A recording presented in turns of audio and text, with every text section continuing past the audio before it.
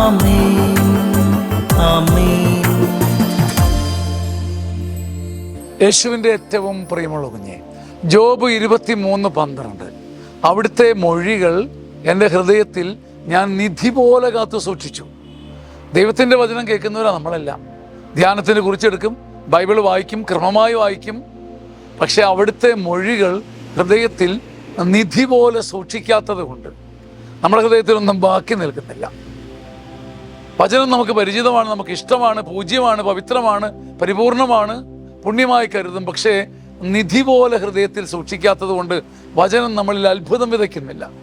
Job 23:12 കർത്താവേ, അവിടുത്തെ മൊഴികൾ ഞാൻ കേട്ടുമറക്കുകയല്ല, പായ്ത്താരിയായി പറയുകയല്ല, ഞാൻ വെറുതെ ഓർക്കുകയും കുറിക്കുകയുമല്ല. അവിടുത്തെ മൊഴികൾ എൻ്റെ ഹൃദയത്തിൽ നിധി പോലെ കാത്തു സൂക്ഷിച്ചു.